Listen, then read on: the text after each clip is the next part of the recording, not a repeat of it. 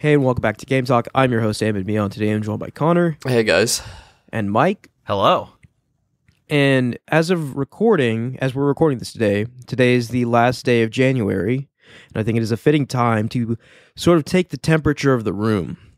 Where do we feel gaming is at in early 2023? Now, I remember when we did a similar episode last year, this was on the heels of two major acquisition announcements.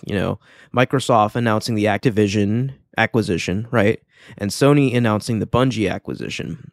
And it was a turbulent time, to say the least, in the gaming industry. And I think, all things considered, right, things have quieted down a little bit. Like, we were making predictions like, oh, all of these companies are going to get acquired at some point. And so far, that hasn't really panned out. And I think that's in large part to the sort of contentious state of the Activision deal, but maybe we can talk about that.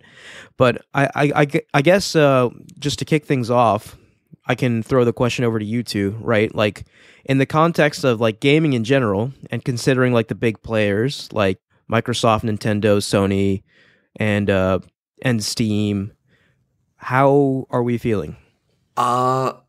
Steam's bigger than it's ever been, for sure. And growing. Right. With the popularity of the Steam Deck and everything. Came out last year, right, and was a smashing success. Kind of redefined the way PC games are even thought of. Yeah, and I think the big surprise hit for me there is how much Sony is supporting the Steam Deck. They seem generally unwilling to put out a PC port of a PlayStation game that is not Steam Deck verified. And that's... Yeah, I mean, like, there's just a lot of power in the handheld, and there always has been, right? Like, there's a reason Sony tried to, like, infiltrate that space, right? And got their lunch eaten by Nintendo, unfortunately. But well, I mean, the PSP was pretty successful. PSP was pretty successful. Vita, not so much, which is a shame, because I love the Vita a lot. Yeah. But, yeah, I mean, Sony would be fools to not recognize the power of a Sony exclusive in the palm of your hands. Like, the Steam Deck makes that a reality. And, and that kind of folds into a larger discussion of Sony's commitment to Steam and PC releases, as we're seeing that sort of get stronger and stronger. We're finally getting Returnal, in a few days. Yeah, Returnal's coming soon. The Last of Us Part 1. Actually, correction from last episode. It's not out on Steam yet, but will be soon. Oh, I also want to point out another correction. We talked about Returnal having a 32 gig of RAM recommended spec. That is not on Steam anymore. The recommended amount of RAM is 16 gigs now. So I don't know if that was a typo. Maybe that was just a mistake. Yeah, but it was weird because it was very publicly... It was there for a long time, too. It was covered, yeah. So it's strange. Yeah. So I don't know. 16 gigs of RAM is not a surprising amount of RAM for a game, for a PS5 exclusive to ask for. So I don't know. I don't know what the deal with all that is. But yeah, increasing PC support, right? Returnal came out, in 2021, right? So a little less than of a 2-year gap between console and PC release, right? We keep seeing that gap shrink more and more, right? Yeah, Returnal was actually one of the longer ones, wasn't it? I mean, not what year did Miles Morales come out? Miles Morales was the same year, right? It was one of the launch games for PS5. Yeah, Returnal launched as well, so it was around the same time. Because Miles Morales came out a while back on PC. Yeah, so, I mean, I think we're looking at 1 to 2 year time frame now for a lot of their exclusives, which is impressive, right? And I think the day is coming, maybe not this year, maybe not even next year, but the day is coming where we'll see a day and date release on PC. Yeah, I really think it's finishing up all the games that weren't started with that business in mind. Because I have a feeling most of the games that are being ported right now did not start development with PC in mind. But I imagine all future titles will. I have to imagine. Yeah, at this point, it's going to be a necessity. Yeah. PC is becoming such a dominant force in the market again, which is wild. Yeah, PC, especially Steam, right, is seeing insane growth. It seems like every other day we read about records being smashed for concurrent players. So I think overall gaming is very healthy right now. I do think it is worth maybe revisiting the big theme of last year, which was the acquisitions, right? And maybe this is even a separate episode in and of itself. But the whole saga of Microsoft trying to acquire Activision Blizzard, if you've been following that, it's been quite a roller coaster. I right? saw recently, I think it was an Activision executive pointed out that they were trying to use the success of the Last of Us HBO show to say that Sony will still have dominance even if Microsoft acquires Activision Blizzard. And I don't like that statement, but they do kind of have a point. You know, a Call of Duty TV show would do nothing for anyone. No one would care. I guess, what are you talking about? If they mean dominant, in terms of mind share? Because they're Call saying of Duty that has very hard numbers in terms of sales, right? Their argument was that the value of the IP that Sony holds is still vastly outweighs the value of the IP Xbox would hold after owning Call of Duty. And I don't know if that's true, honestly. I mean, Activision doesn't really have a lot of big IPs, but Blizzard does. I mean, I think it just can't be understated how massive Call of Duty is, right? Yeah. It is the reason a lot of people play video games, for better or worse, right? But I do think it's fascinating, watching the story unfold, right? And Sony fighting tooth and nail, right? As a company, I've never really seen Sony behave in this way, right? They're getting dirty in this fight to try and stop this deal from going through. Because I guess they believe it really threatens their position, right?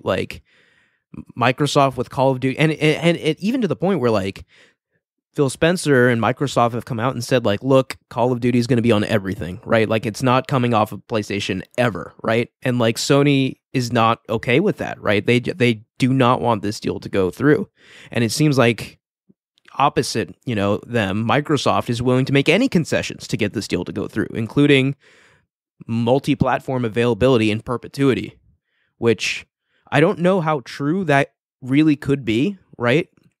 But it's an interesting saga to follow, and I'm curious to see where it ends up. Personally, I think the deal is going to go through, right? There's going to be a lot of kicking and screaming and maybe some concessions made, but yeah, I still think the deal goes through. I think it's going to go through. But I do think it is a very unique occurrence in the industry where we haven't really quite seen anything like this, where it's almost kind of childish, I would say, the way Sony is behaving with some of these comments they're throwing at Microsoft. It's just wild to me that Call of Duty can create such fuss, but hey, I don't make the rules. Yeah, it's interesting because it's interesting to see PlayStation fighting tooth and nail over a multi-platform title when they've been so hesitant to allow things like cross-platform multiplayer. Yeah, they've been so hesitant to share anything they have. I mean, it's all right. So it is hypocritical, but in the end, it's all about money, right? This move will ensure lots of money into the pockets of their direct competitor, so they don't want it to happen. At the end of the day, they can use all the flowery, language they want. It boils down to that. Yeah. But I guess since we're on the topic of Sony, we can talk about a couple other things, right? One, the elephant in the room, which we discussed last week. The Last of Us HBO show is a surefire hit, and it's proving to be not just an excellent video game adaptation, but just an incredible show in general. Yeah, and it gets especially better every week. Yeah. Episode 3. Yeah, it seems to just improve with every episode, which is just kind of shocking, honestly. Yeah, it's insanely good. I think this is getting to the point where it's big enough where it will have an impact, on video games too, right? Enough people are now seeing this and seeing the association with it, hey, this is a PlayStation game, to where, surely they're going to see a spike in, new PlayStation gamers, I think. The thing I'm real excited to see come out of Sony this year is the PSVR 2. Because that was the other big thing, right? I've talked VR at a few of these state of gaming episodes we've done, and I've been pretty wrong every time. I keep thinking it's going to take off and everything, but it's very dead in the water right now. The last VR game to come out that anybody cared about was Half-Life Alyx, And Yeah. that's not true. Actually, I would say that core gamers cared about. The Oculus Quest has like some hits on it. It has there's like monkey tag is a thing, I think. That's really big with kids and stuff. There's like some more casual experiences that are huge. And like then there was Phasmophobia VR and stuff. But I think I don't know. I hope that Sony can bring us back on course with these core VR experiences that I'm more especially interested in. After Meta kind of muddied the waters with what is it called? The metaverse, right? Yeah. Like that really sort of just, I think, threw the trajectory of VR off and made it into this thing that I really don't want it to be, right? Yeah. And hopefully, Sony coming out with dedicated hardware, dedicated software will help course correct, if for lack of a better word. I just sincerely hope that the PSVR 2 supports PC. I know that everything is pointing against it right now, except like how open Sony's been about supporting PC with their games recently, and I don't see any reason to not let me plug your headset in so that I can play Horizon, like the VR Horizon experience on my PC. I don't have any comments about unofficial support, right? But in terms of official support, I could see them waiting maybe a year, maybe two, and then releasing official PC VR support. I can't comment on whether it's actually possible or not. It's just something I could see making sense from a business perspective, right? It's just like... Because I think they want to give... Right now, they're still under the mentality where like they want to serve the PlayStation loyalists first. It's just such a weird product for me. Yeah. Because, like, as a VR... What, they're charging $500 for it? Is that... It's actually $550, which it costs more than a PlayStation 5, which So, as a console peripheral... Absurdly expensive, like stupidly expensive. And that, if anything, that is what's going to kill this thing. And that's what kind of worries me, right? Like, that is not a very consumer-friendly price point. Yeah. But, like, I don't really know, like, with the specs that they're putting into it, I don't know what the solution is other than just take a huge loss. But but as a PC VR headset, that price is not like... People are paying $1,000 for Vive. The Valve Index is $1,000. I think the Vive Pro is like $1,300. The Vive is like $800 or something. People are paying $600 to $1,000 for PC headsets all the time. Like it wouldn't be out of place in that market at all. But as something that I can only plug into my PS5 and like the way I see a VR headset, and maybe this is a flawed way of looking at it, but it's like buying a TV. You buy a TV. And a TV is going to have, you wouldn't buy a TV that you can only hook up to your PlayStation. That would be insane. Yeah. And that's what you're doing when you buy the PSVR 2 in some ways. Whereas, like, if I buy the PSVR 2, I'm satisfied with the resolution, I'm satisfied with the specs, then I upgrade my PC down the line, and it works on my PC still. Like, I'm having a better experience, and my headset is still great. But...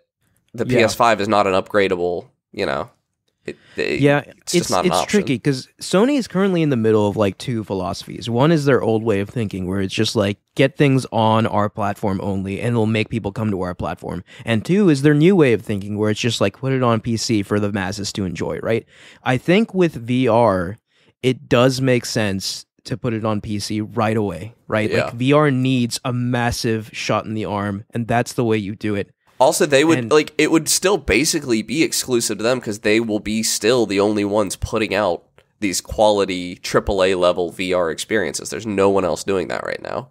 Yeah, I'm just worried, right? Like, I so badly want this thing to do well and kind of give VR a shot in the arm, but Me like too. at a $550 price point on PlayStation 5, which granted is now like you could just walk into a store and buy a PlayStation 5 now. The supply issues are largely over, but so you're asking someone to essentially pay over $1,000 to get into your VR solution, which is, like I guess comparable if you buy like an Index or a Vive, like you said, Connor. But it's just if you already have a PC, audience, I don't know if that audience is willing to do that, right? Like the core PS5 audience, I don't know if they're willing to do that. I mean, obviously PS5 will have its VR enthusiasts like me, but like this thing. I don't know if it could be like another. It'll be very PSP, hard pressed to pay right? for Like itself. another successful Sony peripheral. I just don't know. Do you know what And the sales numbers on the first PSVR were? So between 2016 and 2020, PSVR sold over 5 million units. So I would assume that's slightly higher than that, right? Yeah. And if you think about the install base of the PS4, right? Like over 100 million units out in the wild, right? So less than 5% of your audience buying this thing isn't great. Right. It's not like horrendous, right? 5 million is still 5 million, but like it should be better and it could be better. Yeah, but you're making games specifically for this thing, and you look, and there's only 5 million people who could possibly buy your game. Yeah, that's what worries me, right? Because like they are putting support into this thing for now, right? Like, but I worry like it might be like a negative feedback cycle where it's just like, okay, not enough people buy this thing, so they don't feel as incentivized to put more first party games out. So not people, in turn don't buy it because there are no first party games, and so on and so forth. I mean, we've seen until this Sony thing do that dies. exact thing before with the PS Vita. with the PS Vita, yeah. Rest in peace. So I don't know. Like right now, I'm unfortunately feeling a little pessimistic, but I hope I'm wrong. I hope this thing does catch fire, and I hope it does well. I'd love, even if I'm not buying a new headset, I would just love for there to be some games out there that give me a reason to blow the dust off of mine. I can't even remember the last time I got my headset out. I think probably played Beat Saber, which is the same game I always play in VR. There just haven't been, I don't know, there's just not been enough buzz. There've been some cool VR modes like Hitman and stuff. I think the unfortunate reality is that VR has not had its killer app yet. And I know that's kind of silly to say when we have great VR games like Half-Life Alyx and even, like some of the Sony stuff like Astrobot Rescue Mission, right? But like it hasn't had its Mario 64 moment yet, where it's just like everyone has to play this. And I don't even know if such a thing is even possible in 2023. I don't really agree. I think because Mario 64 was the killer app that started 3D, right? Yeah. But the N64 was still not a well-performing console. It didn't. None of Nintendo's consoles historically, up until the Wii, performed super well. All things considered, right, if we're comparing Nintendo to itself and to its peers, Nintendo 64 did underperform. Yeah. Which is kind of surprising. The GameCube. Pretty significantly. Yeah, the GameCube did too. And so, I think Half-Life Alyx was the VR killer app. The problem is, if we're calling Half-Life Alyx our Super Mario 64, the problem is that there was no Ocarina of Time following it. Well, I don't even know if my perspective on this is that, yes, Half-Life Alyx is a killer app for VR, but how many people realistically could play it, right? I think maybe a killer app for VR needs to be accessible on maybe even the lowest end headset to get the masses into it. Yeah. It's just tough, right? Because VR inherently is a very expensive subset of an already expensive hobby. I will say Half-Life Alyx, it has over 2 million owners, according to uploadvr.com. I mean, that's great and all, but when the PSVR 1 only sold 5 million units, I don't know, selling 2 million of a VR game is pretty impressive. Yeah. I don't know. So it is impressive, right? VR is a high-end technology. It's not like a console. And Half-Life Alyx was playable on the lowest end VR. You could play Half-Life Alyx on a 980, I think, and any VR headset, including a PSVR 1 hooked up to a PC. Yeah, I don't know. I just feel like it didn't set the world on fire it did Mario for a did. while. It people were talking about that game for a bit, but you're right. There was no follow-up to it. See, another example I want to bring up, right, is Wii Sports. Wii Sports, for better or worse, set the world on fire. But that's because it was included with every Wii. It was included with every Wii, but it still defined an entire generation of games, and games still have motion controls to this day, largely because of that game, right? I don't know. So I can't argue for Wii Sports sales since it was a boxed-in game. No. So I'm not arguing for its sales. I'm saying the impact that game had. It's brain what's the word I'm looking for? How many people know about it? Mindshare. Mindshare. Thank you. I mean, that's just the Wii in general. There's not a lot of Wii titled things that people don't remember. because that's just the nature of the Wii. Like everyone had a Wii. But yeah, Everyone had a Wii. Yeah. So proportionally, like the mind share of say like any Wii branded game is going to be higher than any other. But game here's that the thing: comes out. why did everyone have a Wii? It's because the motion controls made that accessible to everyone, right? Yeah. Like we need a VR app that isn't the metaverse, that is accessible to everyone and hooks everyone and convinces and it's not going to be everyone a that first-person VR shooter. Yeah, yeah, and it's not going to be a first-person shooter. Maybe that was the sort of point I was getting at. I don't know if I articulated You're that right. perfectly. Yeah, But yeah. I don't know. It's not going to be, and Half-Life is somewhat a niche franchise anyway. It's a post-apocalyptic, like, and Half-Life Alyx being a weird prequel to your, it's not going to be that. Yeah, and don't get me wrong, Half-Life Alyx is probably the #1 game I want to play in VR. Like, I'm going to make an argument for VR Chat as like the killer title for VR. It would be if it was like, if it was easier to get into. VR Chat is not, there's like a weird, like I've tried to play VR Chat a few times and I was able to like find stuff in it, but there is this weird barrier to entry where you have to just know some stuff.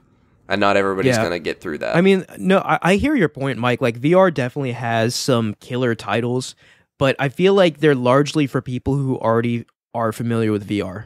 Like, I feel like there needs to be like a Pokemon Go moment, right? There needs to be, like I said, a Wii Sports moment. There needs to be an Mario 64 moment, where it's just like, it captivates everyone, and no one can look away because it's just so prevalent. Yeah, and like I said, I don't even know if that's possible. I was going to say, if I knew what it was, I would be making it right now. So. Yeah, I don't even know if that's possible. Yeah. It might be, it might not be, right? Like, we might just where gaming is right now, how far it's come, right? Like, I don't know if such an event is possible again, right? But yeah. And I don't think proven wrong. I don't think it's going to come out in 2023 because I don't think any of the stuff for PSVR 2 is going to be that. I think it's going to be cool, but like the breakout app on VR is not going to be a Horizon game. It's absolutely not. You know, it just requires too much requisite knowledge. Yeah. So I feel like we almost have the same hope every year, right? But like we're still waiting, which is crazy to me because I feel like we talked about this when we first started the podcast. Yeah, we're 2017. still waiting. Yeah.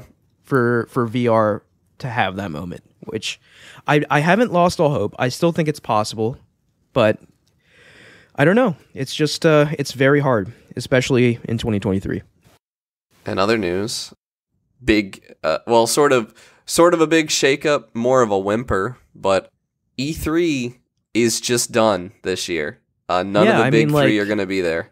So I guess E3 will be Ubisoft and EA. Yeah. And Activision, I guess. I'm not watching that. But it really, that's an important thing to highlight because of that's another huge shift in the industry where it's like the three main, first party companies, Sony, Microsoft, and Nintendo, have proven that like they don't need E3 anymore, right? Like they could put out a tweet or like a short video saying, "Hey, tomorrow or the day after tomorrow, we're going to have a showcase and millions of people will show up and watch it," which is crazy, right? Like that they've attained that level of like... I will say they haven't nailed it. Nintendo are still the only ones that, in my opinion, can consistently put together a fun showcase. Sony is in a close second place on that one. Xbox... I agree. Y'all. Yeah. Like... And Sony, Xbox needs some work. Close second might be generous for Sony. Like... It's not that the game... Like, Sony has the games, but Nintendo has the games and the presentation down. For like... Yeah.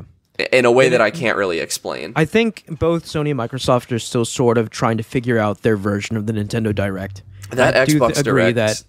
I do agree that Sony is closer than Microsoft to figuring that out. But... I almost didn't play Hi-Fi Rush because of that Xbox Direct the other day. Apparently Hi-Fi Rush is very good. It's extremely fun, yeah. Oh my god, is it fun. But that Direct was so boring.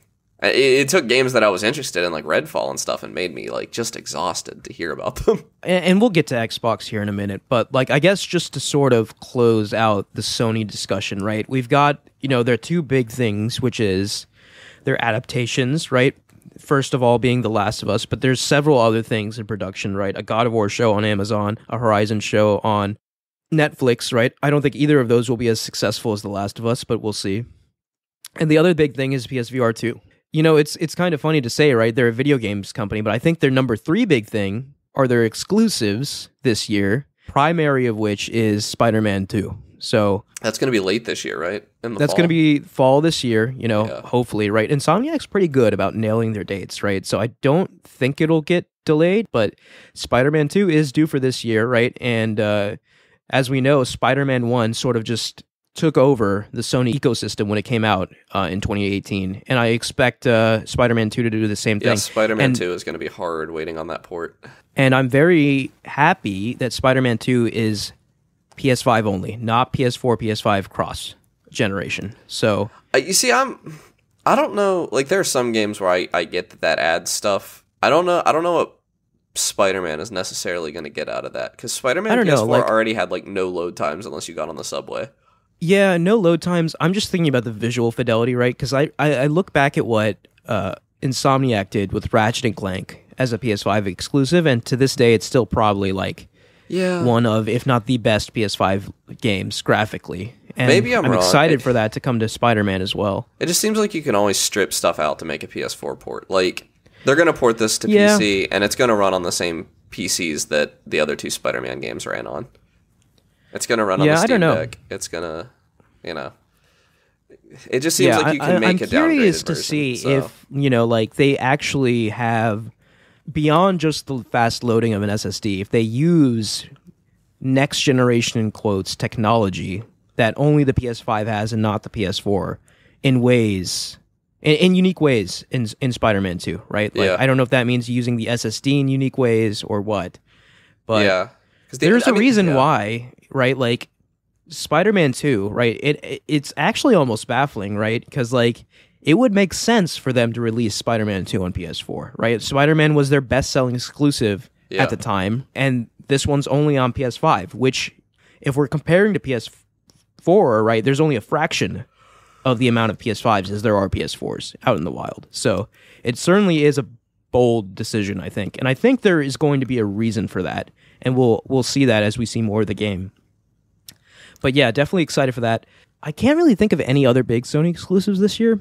I'm sure I'm missing something, but Spider-Man 2 is certainly the biggest one. Hopefully Ragnarok comes to PC this year, but it's not announced. Yeah, I mean, it is inevitable, I think, but I don't know if it'll happen this year. It would just be cool for them to give us God of War 2018 and not Ragnarok. That would be... Right? Yeah. Incredibly cruel.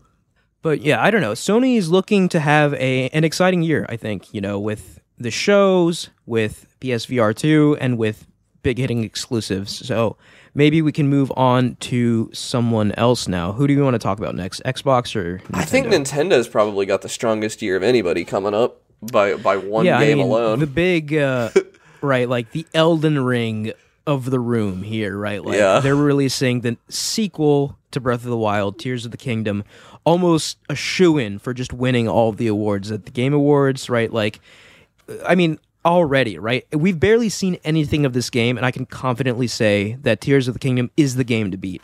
It's almost, like with Elden Ring, right? It was obviously Miyazaki, very renowned name, but it was largely an unknown quantity, right? Like, I was looking forward to Elden Ring, but I did not expect, like, that 97, 98 Metacritic, right? Like, that was just, like, that went beyond my wildest expectations. Yeah. But with Tears of the Kingdom, those expectations are already there. So I'm curious to see how it manages to match or exceed those, because, like, Elden Ring really didn't have anything to prove, right? It just came out and was magnificent, right? This game has more potential to disappoint than maybe any game I've played since that fateful day in 2007 when Spore came out. Because I can't imagine, like, the pressure Nintendo must feel with this game. You're following up Breath of the Wild, which, set the world on fire. Yeah. And you're doing it in a post-Elden Ring world. and on the very old, at this point, Switch hardware. And you're almost guaranteed to be locked at 30 frames per second. But, to be fair, if Tears of the Kingdom ran at 10 frames a second, I'd still probably play I it. don't think it's guaranteed, because they could release a game that doesn't look any better than Breath of the Wild, and it would be fine. I think that's what they're going to do, honestly. Breath of the Wild wasn't 30. Breath of the Wild was higher than 30 a lot of the time, Breath of the Wild was 30. Was it really? I hate to break it to you, yes. Okay. Dang. I haven't played it in a very long time. Switch for me, I've talked about this on the show in the past, but 30 frames per second gaming is just unacceptable to me, right? On console and on PC, right? The only place I make an exception are handheld games, right? Because it doesn't bother me as much, because it literally starts to make me dizzy now when I play a 30 FPS game on a TV or a monitor, but not on the Switch for whatever reason, right? And I don't know if it's because I can maybe it's smaller. Maybe I can hold it further away from my face. Yeah, so it's probably your TV's really probably pretty me. big. So yeah, it's probably how much of your field of view it takes up.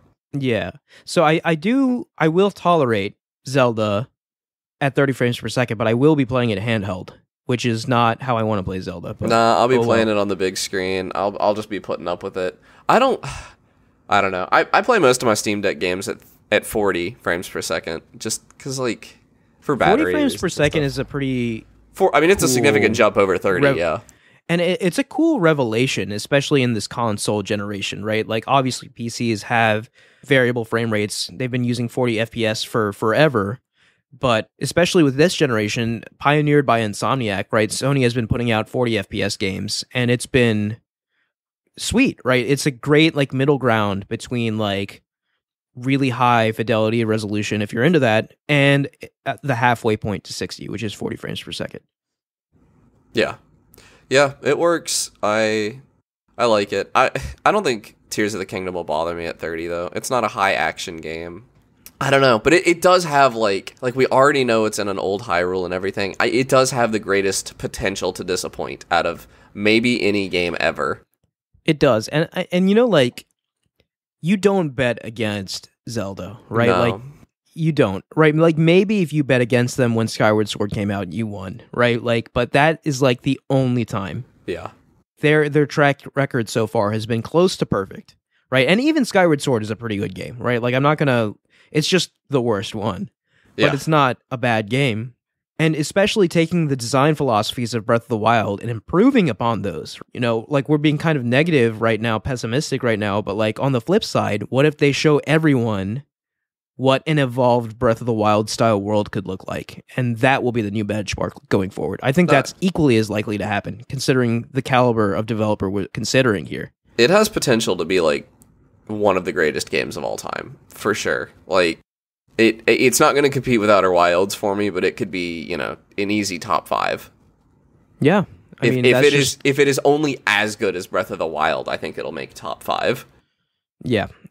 But that's the thing though, it can't be. Nintendo has to know it can't just be as good as Breath of the Wild. They're going to go for it. They have to, yeah. They're going to go for it. I just have no idea what that even looks like. Yeah, I don't. It looks like Elden Ring, Nintendo, but but it's not going to look like Elden Ring. The question is, do they go further beyond what Elden Ring did, which is an exciting prospect. And again, I don't even know what that looks like, right? I'm not smart enough to envision such a thing. But does Nintendo have anything else on our plate for this year? We don't know anything about Metroid Prime 4. So Metroid Prime 4, I don't know if that's happening this year. Apparently the Metroid remakes were supposed to happen as well. The Metroid Prime remakes, sorry. Okay. That never got announced for years. Yeah, Wind Waker Twilight Princess on Switch was supposed to happen last year. That never got announced. So you never really know with Nintendo. We're not really due for it. Their only it's been a big long game time since our so last far. 3D Mario. Their only big game was Fire Emblem. Oh yeah, Engage, yeah. Yeah. And that seems to have gotten kind of a lukewarm reception. But that's Fire Emblem for you, kind of. Yeah, Fire Emblem, I don't want to be insulting here, but it's very much a B franchise for Nintendo, right? It's not a C franchise, but it's a B franchise. So is Metroid, but it's not though. an A or an S franchise, right? But like you said, it's been a long time since we got Super Mario Odyssey. And I think Bowser's Fury was a taste of what that team was cooking up. So Bowser's Fury was 2020 too, wasn't it? It was, yeah. Yeah, so it's been a while since that too. Yeah, we're in 2023. So good. So, and like I'm pretty convinced that Bowser's Fury was not created in a vacuum. I'm pretty sure that was the product of like maybe just a side project while Nintendo developed the next mainline Mario, right? With Bowser Fury-esque principles. It's still, I think, that's kind of what my thought is. Like, it's my favorite 3D Mario. Like, so just imagine a full-fledged 3D Mario based off of Bowser's Fury mechanics. That's just, man, yeah. When Nintendo cooks, they cook, dude. Like, there's nothing quite like them. We'll probably do a Direct here soon. So I think they usually do one in February. Yeah.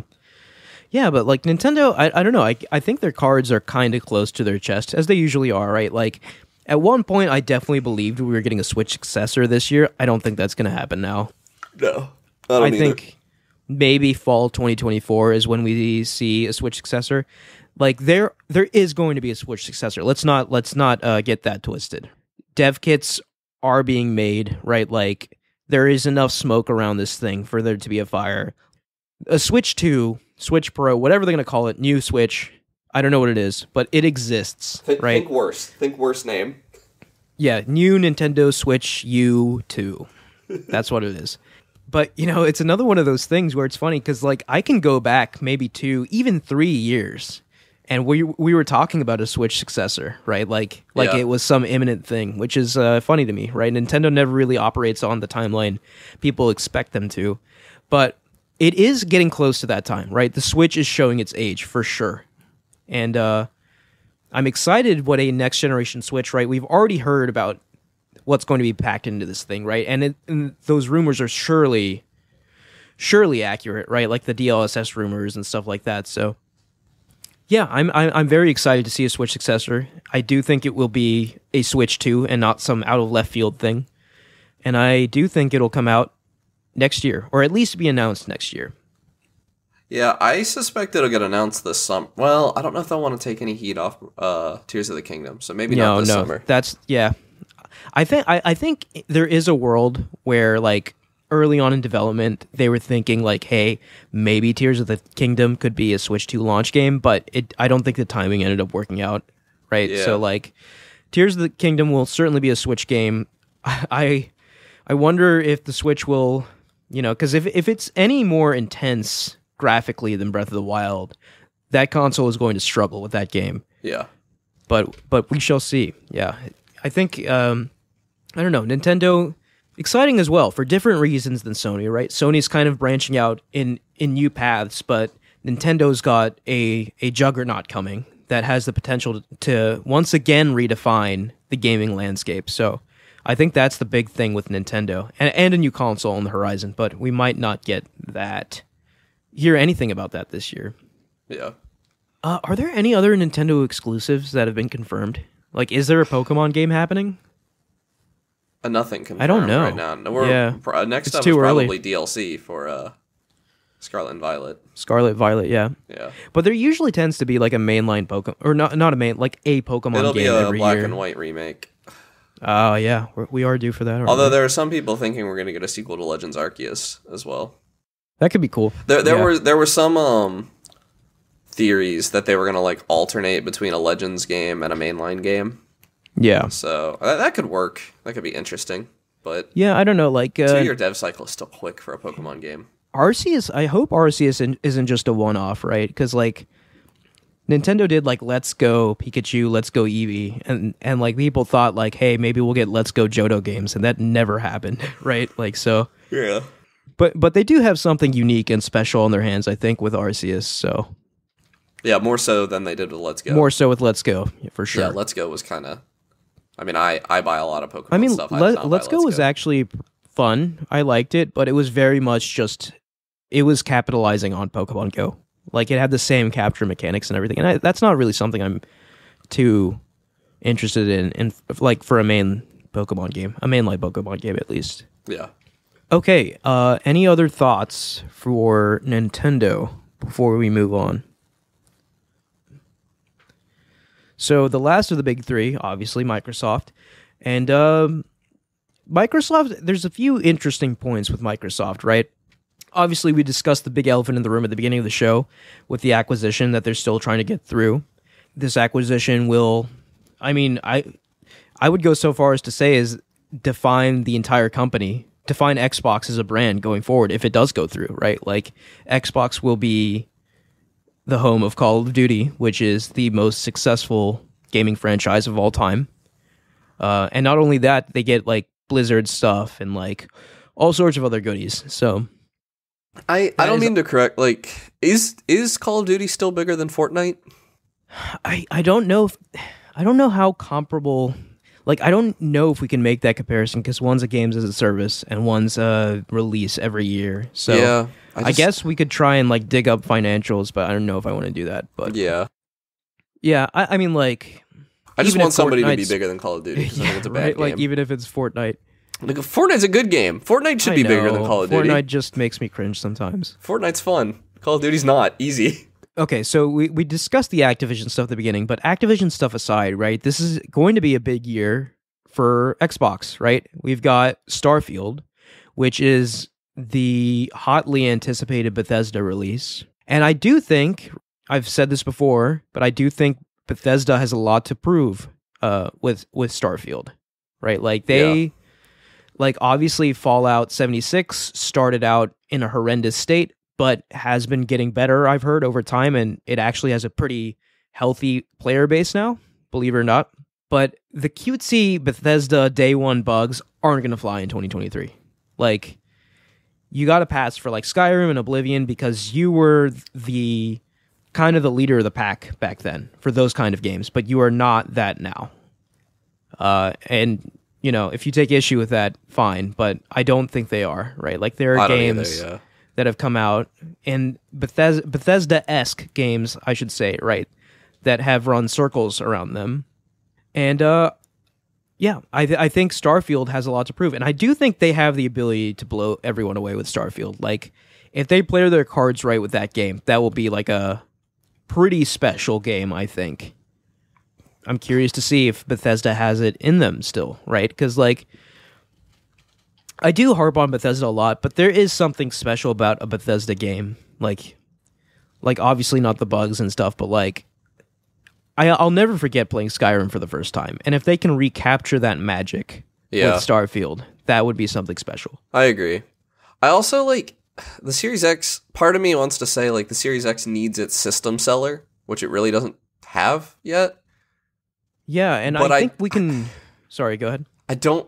I think it is true that it doesn't have its system seller yet, but I don't know if it's true that it really needs one, because the system seller is Game Pass. I don't know.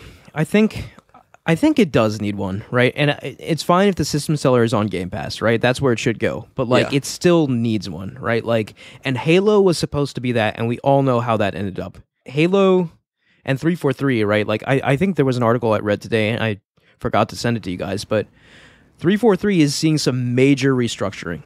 They're letting go of a lot of employees. They're basically soft rebooting Halo, right, with the focus on only the multiplayer, right? Like, Halo is going to be different going forward. Yeah, I mean, Xbox internally has not released an amazing game in a very long time. Like, so I think the counterpoint to that is Forza. The Forza releases are always, like, really critically acclaimed and played by a lot of people, but they're not our kind of games. Yeah, so they appeal to their niche. Yeah. The other counterpoint is, like, you know, the people that like Sea of Thieves really like Sea of Thieves, but it released with next to no content and has been a mess since release. It's not really gotten any better on that front. I mean, it's no secret, right? Like, Xbox is behind PlayStation and Nintendo in terms of games, right? Like, they have Game Pass to make up for that, but in terms of Xbox games, they are behind. Now, I will say there is certainly potential, right? Like, we see Hi-Fi Rush just shadow drop, and everyone seems to be in love with that game. But that's a Bethesda game, isn't it? Yeah, Bethesda published it. Yeah, it was Tango Gameworks published by only Bethesda. By a technicality, an internal Xbox game. But that's the thing. How long can it be a technicality? Bethesda is Xbox now. I know, but like, the problem is Bethesda has always put out, you know, a level of quality that I can trust to some extent. Like, especially in their Right. on their publishing they publish side. like Doom, right? Yeah, So, Doom. They do Arcane, right? So like Prey and they've got Redfall coming and all of that. Like that's all gonna be good. Bethesda, the publisher, is pretty darn reliable. Yeah, Bethesda, the studio, little is less a so. little more shaky right now. But okay, so Hi-Fi Rush is one example. Pentiment, which released last year, is another example of a game that sort of just came out of nowhere and was a critical darling. Yeah. But like, boy, is it a weird one though. I don't know if you guys have played it. It is a weird one. I played a little bit of it, and I just didn't. It's a little heady for me. Yeah. But I do respect it, right? Like it's a very unique game. It's a game that could not have gotten made in a world that doesn't have Game Pass. I'll tell you that right now. So Game Pass is doing good things, right? It's allowing people's dream games to get made, right? It's allowing developers to it mitigates a lot of the risk. So developers can sort of make what they want. But I still think the fact of the matter stands. Xbox needs much like VR needs its killer app. Xbox needs its killer app. Halo was it during the 360 era, right? Halo does not have the same power anymore. I'm sorry. I know there's a Halo TV show. I know That's as bad. a brand, like Halo still probably is the head of Xbox. It's not enough. I'm telling you. It's not there good. has to be Like, something else. The Halo multiplayer is fun, but the Halo Infinite's campaign was just boring. Like it wasn't even a like I think it's the worst a game can be is like I didn't even put it down out of frustration. It's one of those things I just turned it off and never felt the urge to turn it on again. And I looked a few months later and saw that I still had it installed. I do think like realized I'd never play it again. In a parallel universe where the management at 343 was sufficiently adept to contend with the vision for that game would have been incredible, right? Because like the campaign, I've read about this game quite a bit, and like the campaign got pared down significantly. Like it's almost nothing like its original vision was for the game. So a lot of compromises had to get made to get Halo Infinite out the door. And which is a shame, because I do think there were solid ideas there. They wanted Halo Infinite to be the foundation for Halo for the next, they said like 10 years. Clearly, that's not happening. Or they're already like soft rebooting Halo. They're getting rid of a lot of current 343 staff, restructuring the management, etc. Like, so 343 will be the Halo developers going forward, but Halo once again needs to undergo a transformation to stay relevant. But like, and don't get me wrong, Halo is relevant. It's just not the juggernaut it used to be. And I still think Microsoft has to find that for the modern era to sort of compete with its competitors. Yeah, I agree. And obviously, Game Pass, right? Like, we have to mention Game Pass. Game Pass, it's been doing better and better, right? Like, subscriber-wise, it allows for the release of unique games, and more games get added to it, right? And it is a way to sort of just open gaming up to the masses. The masses who are already very used to paying a subscription for Netflix and for Hulu and whatever, right? It's just another subscription. But I don't think it's enough. We see Game Pass numbers sort of stagnating. We see Microsoft report that they, like, while Game Pass is doing well, it misses its targets year over year. So it's not doing quite as well as they wanted to. And I think at the end of the day, right, like we've said this a million times, right, like Game Pass is a great idea, but at the end of the day, you can have whatever fancy frameworks, subscription services, you can have whatever you want, but at the end of the day, it's about the games. And if, Nintendo's got Tears of the Kingdom and Sony's got God of War Ragnarok, what does Microsoft have? Starfield. They have Starfield, right? Hopefully Starfield could be it. Like, you can't sleep on Starfield. Starfield could be in that arena. It's just that Bethesda's been thought of as a multi-plat for so long. We haven't seen them as an exclusive before. Starfield could be that. Starfield could be that. I'm not. Yeah, it fully could be that. It's just, I have to reiterate year after year. Yeah. The Xbox fans have to hear the same thing. The games are coming. The games are coming. The games are coming. Right? No, it is exhausting. Yeah. I mean, Xbox had like nothing last year. It was just Halo. Next year was especially striking, right? Where there was nothing. Although last year, right, like obviously Sony had God of War and Nintendo had a few exclusives and stuff, but like last year the conversation was largely dominated by Elden Ring. Yeah. Yeah, but I think even the diehard people with Elden Ring, it was a few months. There was room for other games. People were still hungry. Yeah. So I don't it's tough for me to talk about Microsoft in a negative way, right? Because obviously I have my biases, so everyone will take what I say with a grain of salt. But when I try to look at it objectively as I can, I think there's a lot of places Microsoft still needs to sort of prove themselves to stand along with their two direct competitors. And yeah, I guess to just end this on a semi-positive note, I think Starfield could be the beginning of something great for them. So, and I will certainly be playing Starfield day one. Yeah, don't get me wrong. So, actually, crazy year for space games. I'm going to count Returnal in this, Kerbal Space Program 2, Dead Space remake. Good year. Also a crazy year for horror games. We're seeing a horror golden age right now. Dead Space.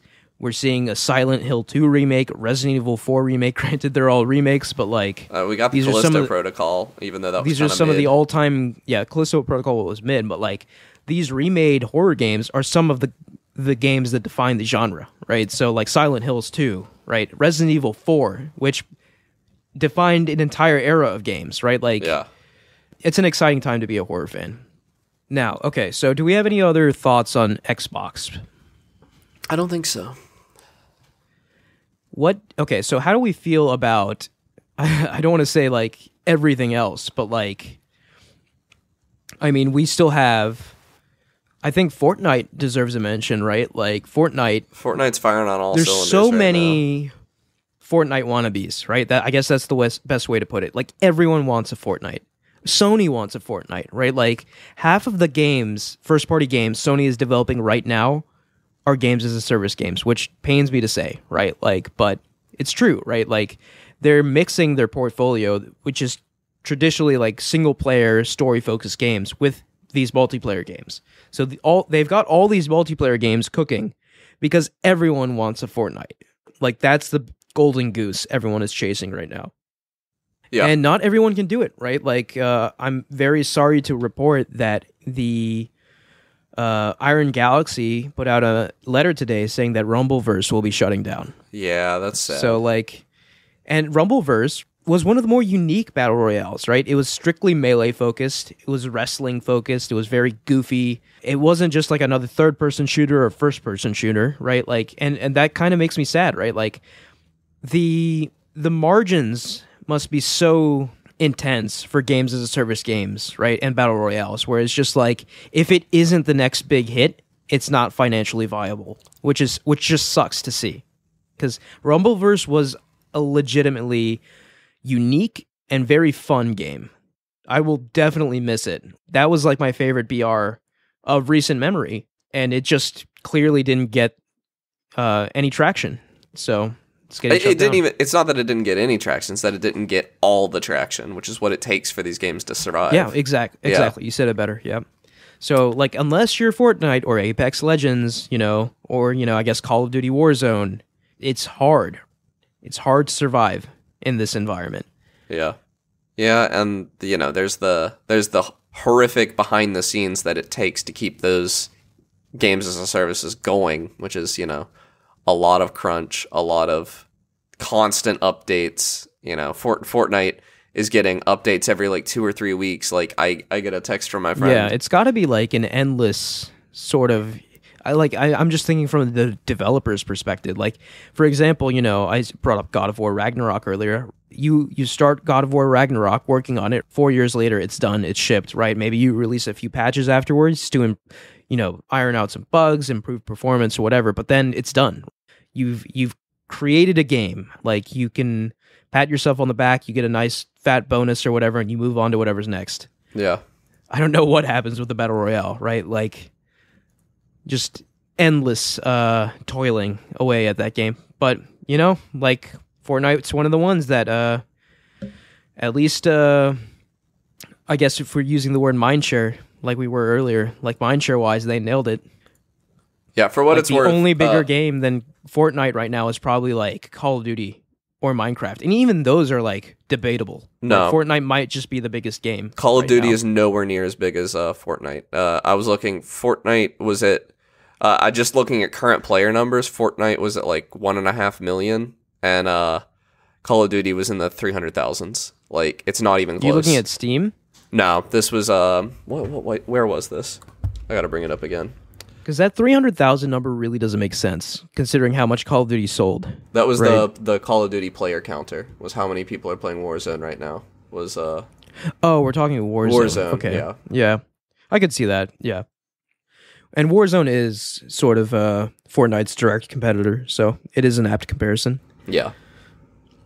But yeah, it is funny, right? Like Fortnite. Oh, I got the Fortnite number wrong too. The Fortnite was 2.9 million. Yeah. Fortnite, they were the ones who kicked off this whole craze. And no one quite has been able to match them yet. Right? We got people who come close at times, right? Like Apex, but Fortnite is still king. So I just wonder how long that's sustainable though. Modern Warfare 2 is the newest Call of Duty. Yeah. It's at 183,511 players online right now. Yeah, I just don't see that. I mean, I want to believe you, Versus but it's just 3 like million in Fortnite right now. right now, yeah. It's just nowhere. It's not comparable. It's not even close. Yeah. I just don't know how accurate that is. Like, considering how much Call of Duty sold, right? Because Well, it is Modern 6 Warfare o'clock 2, on a Tuesday. it is Like- 6 o'clock on a Tuesday, right? And I guess, well, I don't know. Yeah, I was just gonna say, like, Call of Duty came out in like what, October, November, and previously the best-selling game of the year was Elden Ring, which came out, mid-year. Call of Duty quickly eclipsed that.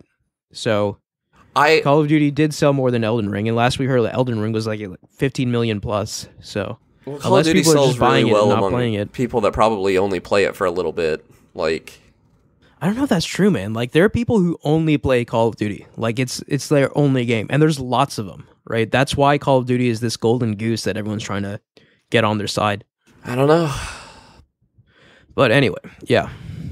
Not that I care too much about either Fortnite or Call of Duty, so whatever. I just want Call of Duty to lose I know. all the time. So what else? We covered Epic Games, kind of. Yeah, Ubisoft's kind of a mess right now, right? Like, so they're going all in on live service games, right? With Assassin's Creed, what are they going to call it? Infinite? Is that what they're calling it? I don't know. But they're basically live service assassins. They're doing a live service Far Cry. I don't know, man. Just not really what I wanted to see from Ubisoft. So Yeah. I'll probably check out the Assassin's game just because, like, I have a soft spot in my heart for that franchise. But I wonder if the Ubisoft that I enjoyed back in the day, if any facet of them is still alive. I'm willing to bet maybe no, which is unfortunate. Yeah. I just know that I hate watching Ubisoft's directs because I always, or not directs, but like any of their showcases, because I'm always like, now you're going to show Rayman, right? And then they don't do it. Nah. And then Yeah. I've wasted an hour watching nothing. Yeah, and I guess if we're talking about third parties, EA, right? Like, I actually really kind of dig what EA is doing right now, right? Like, EA Motive just released Dead Space, which I guess I'll get into when I talk about what I'm playing, but I'm playing that game and it is immaculate. Yeah, I've been thinking about buying it. Wonderful.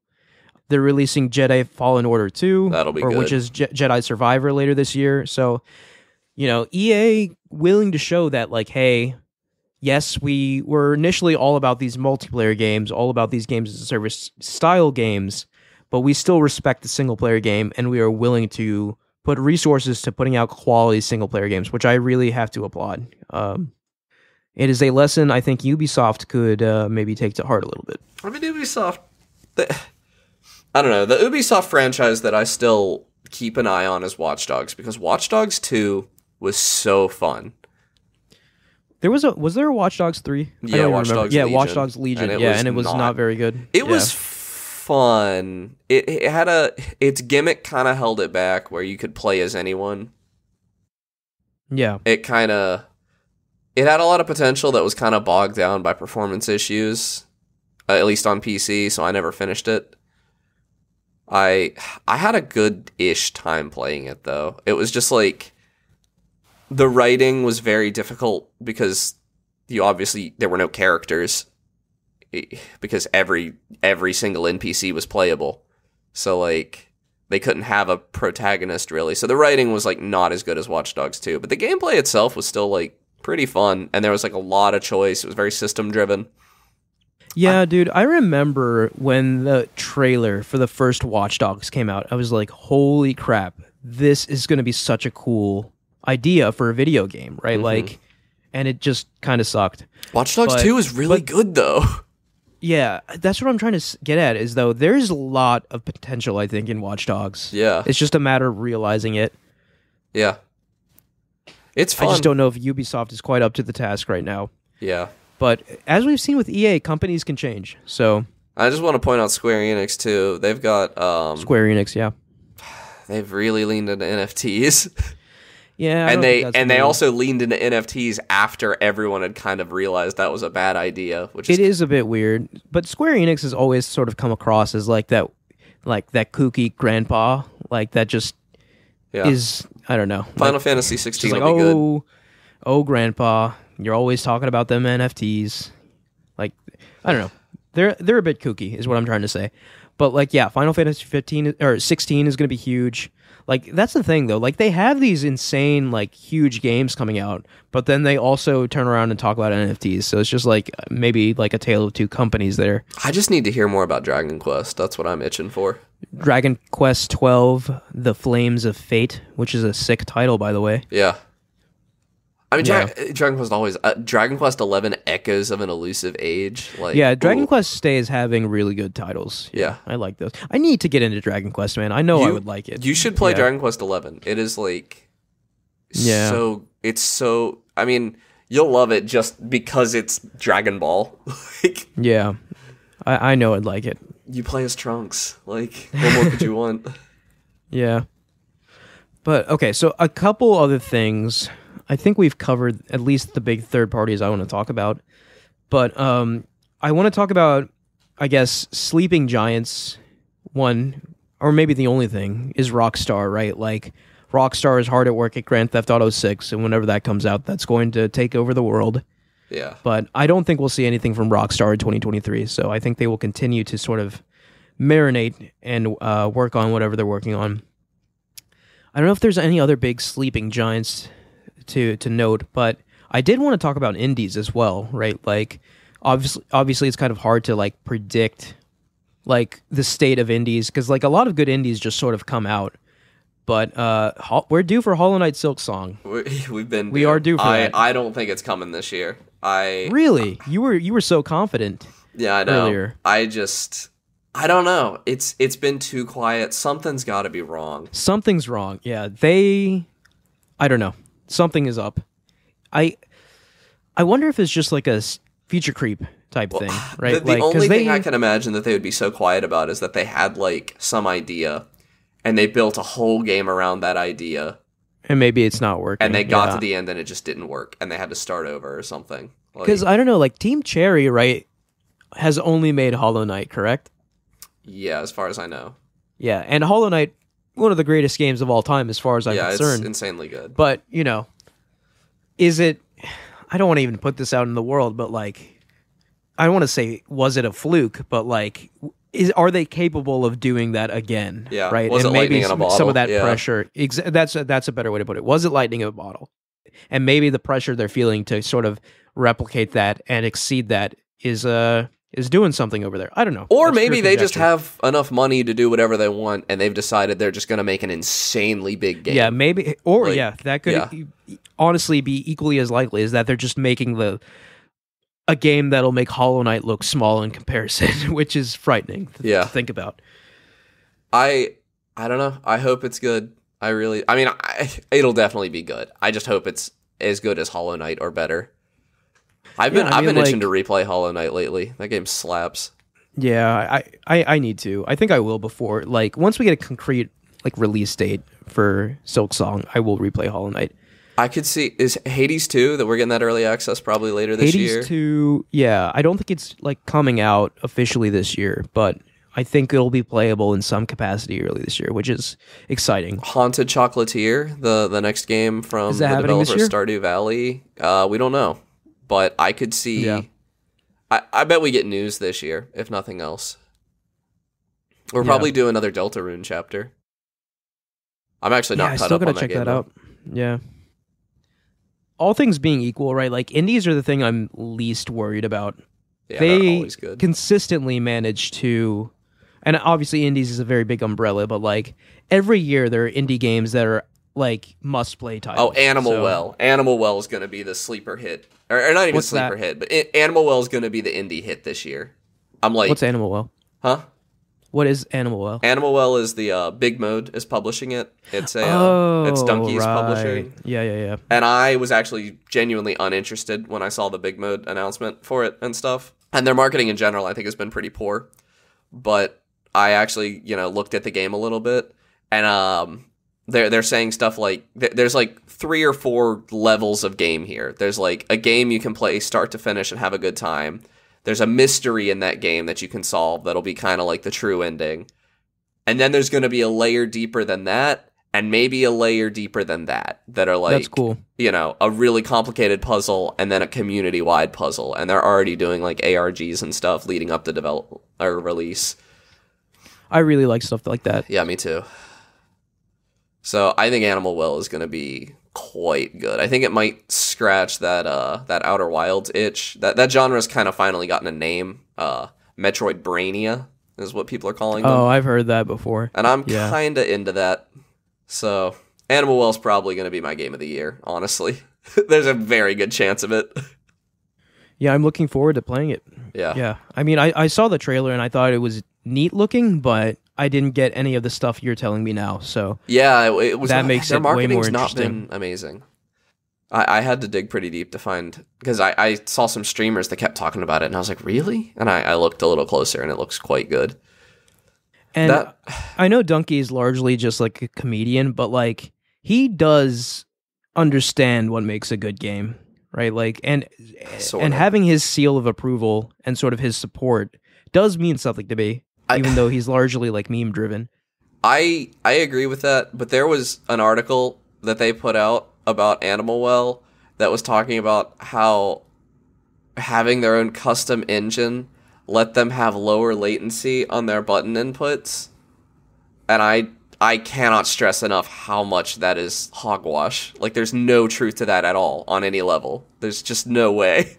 Yeah. Like the lowest it's coming out on PS5. I guarantee it's either running at 120 frames per second or 60. It's almost certainly 60, which means that the lowest the input delay could possibly be is a 60th of a second, which is like that's the input delay for most games. Like, you're not going to have over a frame of delay between your input and stuff happening in the game. It just doesn't happen in most games. What if their revolutionary new method is just like a USB cable? Yeah, exactly. The console. Yeah. It's just a wild... Yeah, that's the other thing, is PS5 controllers are wireless. Like, Yeah. They just lost a lot of my respect for putting stupid stuff like that out. It's just wrong. Honestly, I don't know. Like, they're still learning, right? This is their first time. Well, that wasn't them. That was like that was the developers putting that out. That wasn't even Big Mode. Okay. Yeah. And so, like, I feel like it was like on a major, like, it was on a major gaming website, and they should know better. Everyone involved should know better, is what I'm saying. It really made me mad. I'll have to check this out. Yeah. Read it for myself. It was just goofy. But, okay, so I think that summed up kind of where everything is at, unless there are things you guys want to shout out that I missed. No. Well, you heard it here, folks. We just covered all of it. All of gaming in an hour and 12 minutes. All right, so we can get into what we're playing, and I want to go first today. All right. Like I mentioned before, I am playing Dead Space. Now, Dead Space, I never played the original, right? And back in the day... What year is the original? 2012? No, way before that. Like 2008, 2007, maybe? Yeah. Wow. So, back in those days, I was, I think, a middle schooler, and I did not affiliate with the horror genre at all, right? Like, I didn't watch horror movies, didn't play horror games. Horror stuff was scary. I didn't like scary. End of story, right? So Dead Space was one of those games, like where I heard how great and how scary it was, never played it, never had any desire to play it. Fast forward to, adult me, I love horror. It's and that is a relatively sort of recent thing. Only in the past like maybe 5 or so years I've gained an appreciation for horror, and now it's just like it's just one of my favorite things, right? Like I love horror movies, horror TV shows, horror games. So I pick up Dead Space, remade by EA Motive, and it holds up completely, right? Like it doesn't feel like a game that was developed in 2008. And I think there is something to be said about, first there was like Demon's Souls, right? Which was a PS3 game remade on PS5. Now there's Dead Space, a PS3 360 game remade on modern consoles. There's something about the era of those games, right? Like those, there was like an experimentality in that era that I think maybe doesn't exist as much today for single player games. When we got games like Demon's Souls, there was nothing quite like that. And Dead Space, like obviously was heavily influenced by like Resident Evil and stuff, but like it sort of carved out its own niche too, in being like the first like really good, high quality premier like space horror game. That was a big era of experimentation for EA. Like that was around the same time Mirror's Edge came out. And, yes, exactly. Mirror's Edge. Yeah, Mirror's Edge was great. Yeah, so I'm a big fan of games from that era. And what stands out to me, right, like obviously like it looks gorgeous. It looks like a next generation quote unquote game. But like design wise, it holds up, right? Like, and that's the biggest indicator of a game's quality to me. If like, even if a game was developed, 20 years ago or whatever, if the game design is still just as fun today as it was back then, I think it's a timeless game. And Dead Space feels like that to me, right? Like if I didn't know Dead Space came out in like 2008 or whatever, like I would have thought this was like a modern game. So is it like a room for room remake? Like they didn't redesign? No. So there is a little bit of redesigning happening here, right? Like, so obviously like largely like the Ishimura, which is the space station you explore throughout the game, like that is largely the same, right? But not even like, so maybe I should back up here. Like even the Ishimura has been updated, right? Because like, and I read up on this because I didn't play the original, but like apparently the original Dead Space, like the Ishimura was separated into chapters. Here, everything is seamless. So even if you like enter chapter 3, whatever, you could go back to an area of the Ishimura you previously explored. So it's all one giant connected thing, almost like a Metroidvania. It feels like a Metroidvania light, almost, actually. And I don't know if the original game felt that way. So that is one thing, right? So they've improved the sort of level design by making you able to go back and backtrack and stuff like that, and not have like certain areas be gated off to certain chapters. And there's also something they added called the Intensity Director, which I guess is some sort of algorithm or something that watches like the state of you and your resources, right? So like it looks at things like your health, how much ammo you have and stuff like that. And based off of, I guess, certain secret factors, it can spawn enemies at any time. So you're never actually safe while playing this game. So, like, even if you go back to a room you previously explored, like, an enemy can just, like, bust out of a vent and start, like, attacking you and mauling you. So you just sort of have to always be on your toes. And the Intensity Director really sort of just, it amps up the horror in that way, in which, like, you never actually feel safe. Which is, it's a pretty good feeling in a horror game. That's pretty But, like, sick. just speaking about the game in general, right? So you play as Isaac. I think his name is Isaac Clarke. But like the game takes place hundreds of years into the future.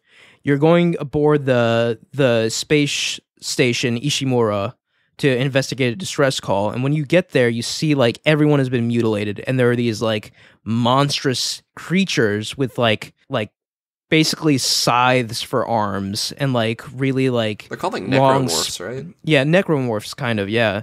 So and long spindly legs, right?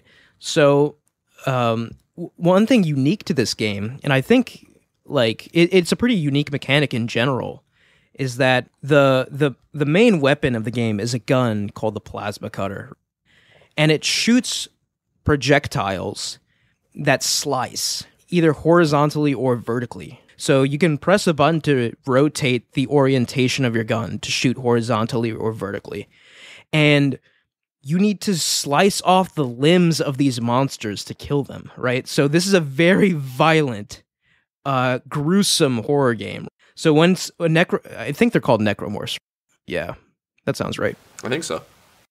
So when a necromorph is coming at you, you can fire your plasma cutter at their legs and then chop off their legs. And then they start dragging themselves on the floor with their arms towards you. And then you have to cut off their arms. And once you've cut off their limbs, you've killed them. And I love this, right? This is a very Doom-esque thing. You can stomp on their corpse and shatter it into many gory pieces to gain extra loot. So every time you kill an enemy, you press like R2, in my case, on PlayStation, to literally stomp their corpse to smithereens and get some extra ammo or whatever. And it's just so bloody and gory and wonderful. Wow. And resource management, like, I'm playing on like medium, and I haven't really died yet, right? So maybe I could be playing it on hard. But like, I have gotten to points in the game where I've like run very close to running low on ammo, like completely out of ammo. I think that's actually. for the best. Like, I think a horror game becomes less scary once you die. So yeah, just pressing yeah. against it is the best place to be, in my opinion. Yeah, I think largely that is due to the intensity director too, right? Like, yeah. Like, even if I run out of ammo, right? Like, if the game sends an enemy after me, if I find a way to kill it, I can get more ammo and then, like, eke out a way to survive. And, I don't know. I think Dead Space, gameplay-wise, is really good at threading that line of just, like, not being frustratingly hard and, like, feeling like you're actually surviving. I think it nailed that, at least in the normal difficulty. And I'm, like, a little over 3 hours in, so and this is not a very long game, right? Like, this is a roughly 10-hour game, like games were back in the day. So I guess I'm kind of a third, maybe less, maybe a fourth of the way through it. Yeah. And I'm having a great time. Like, I really, really like this game, and I'm curious how closely exactly it compares to the PS3 360 game. I've heard some differences already, like the intensity director and the interconnectedness of the Ishimura and stuff. I wonder what else they changed. But like, the atmosphere in this game is immaculate. You really feel tension when you're opening a door and like crossing a hallway, and like, they do really neat things with gameplay where it's just like, okay, here's this generator with 3 like switches on the circuit, right? Like, one switch activates the elevator, one switch activates this door, and another switch activates the light. And to get where you need to go, you need the elevator and the door active, but here's the thing, you can only have 2 things active at once. So to get where you wanted to go, you had to shut off the lights and play in complete darkness. And that was scary. And the game does little things like this, where it puts you in a position where you're just like, okay, I have to do this to progress, and it's going to be scary, and I'm going to get ganked by freaks, so let's just do this and get this over with. And yeah. I've had that experience a few times now, and I think it's really cool, where it's just like, the game's telling you, like, okay, the only way forward here is to, like, put yourself in this intense situation. That's awesome. So, yeah, so, like, everything, like, when the lights went out, everything was pitch dark other than my flashlight. And, like, obviously, that's when the enemies came out, right? Like, it was a moment. Yeah. It's also great that it makes you do it. Like, you have to voluntarily turn those lights off. That's great. Yeah, that's the other thing, too. Like, the game design in this game, man, like, I'm telling you, it holds up, right? Like, the ideas are really strong. And another thing that I encountered recently, and I'm sure there's more surprises as I play this game, so I might have an update next week. But, like, there are zero gravity sections in the game, and they work really well, too, right? Like, the sound gets completely muted while you're in zero gravity, while you're in the vacuum of space. You have an oxygen meter that ticks down, right? And you can fly. You have, like, thrusters, and you can change your orientation, and, like, you have that degree of rotation, like, on that axis. Yeah. Like in, I guess, like in Outer Wilds. Yeah, 6 degrees of freedom. Yeah, that's what I was trying to say. 6 degrees of freedom. And yeah, like, I think they nailed the zero-G sections too. And it's Metroidvania-esque in the sense that, like, yes, you can go back and collect resources once you've gained certain abilities or, like, security clearances to access areas you couldn't access before. But you also get like powers, right? You get like a stasis power to slow down time, right? Which really helps with some of the fast moving enemies or like a fast moving door that you want to get past. You also get like a telekinetic power where you can like pick things up and throw them. And keep in mind, like, this is all technology based, right? This game takes place hundreds of years in the future, so they developed the technology to be able to do these things. But those are just sort of two of the abilities I've unlocked so far, and I've unlocked like one other gun, so I'm curious to see what else there is in the game, right? Like, so I don't know, man. Like, I'm having a very good time with this game. Certainly blowing my expectations out of the water, because like I always heard Dead Space was really good, but like this game is really, really good. Like, especially because like I really dig outer space, right? Like, so it's like a mixture of outer space, horror, third person survival / Metroidvania elements. It's just ticking all the boxes for me. So yeah, highly recommend this game. Yeah, I might have to grab it this weekend. All right. How about? Yeah. Okay. Go ahead. I've been playing the Hitman World of Assassination freelancer update.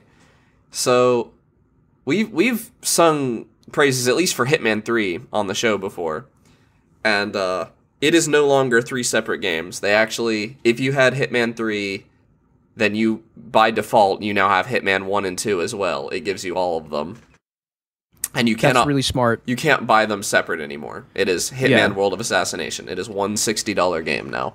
Which is just like I know I've said this before. I'm going to say it again. Nuts. It is profound how much you are getting for that game. That's like $29 for $60. Maps. Yeah. And like it's on sale for like $30 right now on Steam too. Right? Like when I say map, I'm not talking about like a Call of Duty or Destiny map. Maps in Hitman are very intricate, thoughtfully designed, multifaceted levels that can be played like hundreds of different ways, right? Yeah. So like the fact that you're getting 29 of those things is just like you could play this game for hundreds of hours and not do anything else and not get bored. Like I cannot overstate how incredible of a value this game is. And that's before they added the new freelancer mode. Have you heard about this? Yes, it's like a roguelike mode. Yeah, right? It's a roguelike mode. So whatever you go into these old levels and you're killing one of the NPCs. It's not the original targets from those levels. It's I don't know how random it is, but it's a random character from in that level.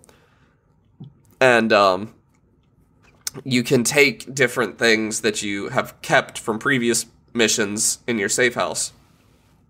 And essentially anything you have in your pockets when you leave the area you get to keep and either store in your safe house or take with you on the next mission. So you kind of build up your arsenal in that way. And you also get money for like doing specific missions. But what's really neat about this is that like there's no saving in this mode. You cannot save in the middle of a mission. And in that way it kind of encourages you to play through the mess, which is something that Hitman had it had been kind of... Oh, yeah. It had struggled to get people like, a lot of people, like, you get spotted, you would revert your save, and that's just not an option at all here anymore. You have to play through. That's really cool, because, like, a lot of the fun in Hitman is figuring out how to deal with the mess, right? Like, being seen when you weren't supposed to be seen, killing someone you weren't supposed to kill, and just, like, dealing with the consequences of that. Because the levels in Hitman are so dynamic, right? Like, any situation can play out, like, in an infinite number of ways. It also, like, really encourages you to make a mess. Like, one of the missions I had earlier today was kill 3 guards with an SMG. And, like, in traditional Hitman play, I wouldn't even pick up the SMG. That's worthless to me. Like, I'm not, it's not a shooter. Yeah. But now, sometimes it is. Sometimes, like, there are missions where you have, like, 4 people that you suspect are the target, and you have to pick which one it is. But sometimes a solution I had earlier was, like, get them all in the same place, and then I just mowed down all 4 of them with an SMG and left. I had no idea which one of them was the actual target. It didn't matter. Savage. And you don't get there's no silent assassin bonus or anything in this mode. Like, you have your missions, you have your bonus mission, and that's it. There's no penalty for getting caught. There's no penalty, you just what do you get the job done. What do you get when you successfully complete a mission before, right? You get some money that you can use to buy equipment, and you get the next mission. And every third mission is like one of those with the 4 people. And then I think it's 12 missions you have to complete to like finish a campaign. And I don't know what happens then, because I This is the other thing. This game is hard. Like, I'm bad at it. I don't remember these maps very well, and Hitman is a game that rewards map knowledge very highly. And, like, some of these maps, like, it's using Hitman 1, 2, and 3 maps. So some of these maps, especially Hitman 2, I don't know these maps anymore. Like, I have not played that game in so long that none of it's familiar to me. Like, the big ones, I know Paris, obviously. Everybody knows Paris. I know Sapienza because it's, like, one of the best in the franchise. Also a classic, yeah. And then I know all the Hitman 3 maps pretty well because those were still fresh in my memory. But real talk, though, for what I wouldn't give to have the Hitman maps erased from my memory. Yeah. And just do that again for the first time. Like, man, yeah. Yeah. And, like, I don't know. I highly recommend you, when you finish Dead Space, check out Freelancer mode because it's really fun. NL was playing it today, too, Northern Lion. And watching him play, I got to check that out. That was pretty fun. I forgot it came out. Yeah, he's actually a little better at the game than me, which is a little embarrassing. But I am floundering in this game mode. It's just very difficult for me to get. I don't have the patience for it, I think is what it is. And, like, in the base game, you have these perfect cycles where, like, you're gonna get a really good opportunity to kill them at some point. There are stories you can follow and all of that. None of that's there. Like, this is just you, your tool set, and your ingenuity, and you've got to figure it out. There's no story to follow. I really like that. Yeah. Me too. I would like love this. I need to check this out. Yeah. And some of them are easy, but some of them are, like, almost impossible. Like, I had it spawn me in a parking garage yesterday. Or maybe it was this weekend. Anyway, that doesn't matter. But it spawned me in a parking garage, and I'm like, okay, I'm already trespassing. I can't find any way out of this parking garage, and there's 2 guards there. I don't have a gun. I had no equipment on me because it was, like, my first mission. And I'm just like, dang, what do I even do there? I was able to kill those 2 guards, but not before they called for help. And then, I got shot and I lost without ever getting out of that parking garage. So sometimes you can get, like, a really bad spawn. And then there's also the fact that I'm bad at it. The nature of the randomization, maybe they could improve that. Part of me wonders if I'm just bad. Like, maybe that wasn't as unwinnable as it felt to me. But it felt pretty unwinnable. I don't like it when stuff gets really messy, though. I get frustrated. Yeah. So. No, I mean, like, I don't know. Like, Hitman is just the gift that keeps on giving, man. It is, yeah. The only thing's, God, they refuse to back off on their always online crap. Yeah, that's dumb. Like, you can play it offline, right? Yeah, but like, you don't get any progression. Like, yeah, that's dumb. Yeah, and it's, I don't know, that's part of the experience. I want that progression. I don't know. But it runs great, looks very good, it has ray tracing and stuff on modern hardware. Loving it. Yeah.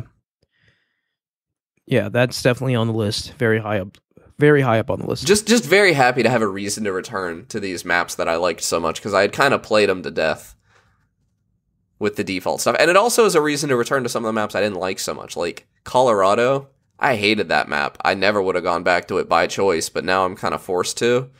Yeah. And, like, I grimace a little bit when it comes up, but, like, it's not a bad map. It's just worse than all the others. Right, yeah. And I don't know, man. Like, I want nothing more than IOI to just keep making Hitman maps forever. Yeah. But I think this might sadly be the conclusion of their work on Hitman, at least for the foreseeable future, right? Because their next big thing is Bond, right? Yeah, and that's also going to be insanely good. That's going to be insanely good, but, like, man, yeah, like, if they could just have, like, another team on to keep making Hitman maps, that'd be so good. But, like, yeah, I mean, I can't really complain, right? Like, you get almost 30, like, immaculate. Yeah. I think my favorite right now is New York, the bank one. New York's pretty good, yeah. New York is so good. There's just too many good ones to count. Right? Berlin hasn't come up in freelancer mode for me yet, and I'm just itching to play Berlin again. That might be the best one. Yeah, I know. Yeah. And it has some, like, Berlin-style mechanics, too. Like, there can be assassins that you have to, like, watch out for that are counter-assassinating you. Man. Yeah. Yeah. It's good. It's a good game. All right. Mike, why don't you round us off? I literally haven't played anything new in the last 2 weeks. Dang, Mike. It's been a slow 2 weeks for me. All right. Well, I can't make you play video games, so I guess we'll just have to end the episode. What?